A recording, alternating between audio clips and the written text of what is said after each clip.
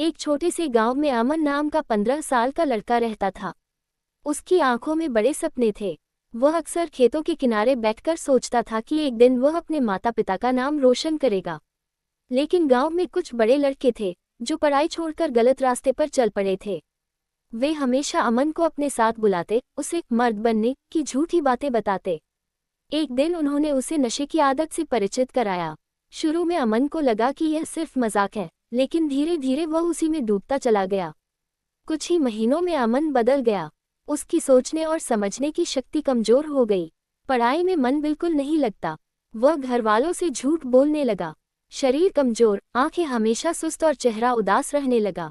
पुराने दोस्तों से दूरी और गलत संगत में ज्यादा समय। माँ रोज दरवाजे पर बैठकर उसका इंतजार करती, आंखों में आंसू लिए। एक रात जब अमन देर से घर लौटा तो उसने माँ को चुपचाप रोते देखा। दिल टूटना। माँ ने कहा, बेटा, हम गरीब जरूर हैं, लेकिन तुम्हारे सपनों से अमीर हैं। अगर तुम ही हार जाओगे तो हमारा सहारा कौन बनेगा। पिता, जो हमेशा सख्त दिखते थे, उस दिन पहली बार टूट गए। उन्होंने अमन के कंधे पर हाथ रखकर कहा, गलती इंसान से होती है, लेकिन उसे सुधारना ही असली बहादुरी है। अमन के दिल में जैसे तूफान उठ गया। उसे अपनी पुरानी हंसी, दोस्तों के साथ खेलना और माँ का गर्व से मुस्कुराना याद आया। पर नशे की आदत छोड़ना आसान नहीं था। उसे बेचैनी होती, गुस्सा आता, शरीर थका थका लगता। लेकिन इस बार वह अकेला नहीं था। उसका परिवार, शिक्षक और गांव के कुछ अच्छे लोग उसके साथ खड़े थे। धीरे धीरे अमन ने खुद को संभालना शुरू किया।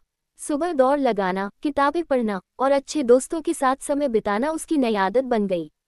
कुछ महीनों बाद वही अमन जो कभी अंधेरे में खो गया था, अब गांव के बच्चों को सही रास्ता दिखाने लगा। लोग कहते, देखो, ये वही लड़का है जिसने खुद को अंधेरे से निकालकर उजाला बनाया।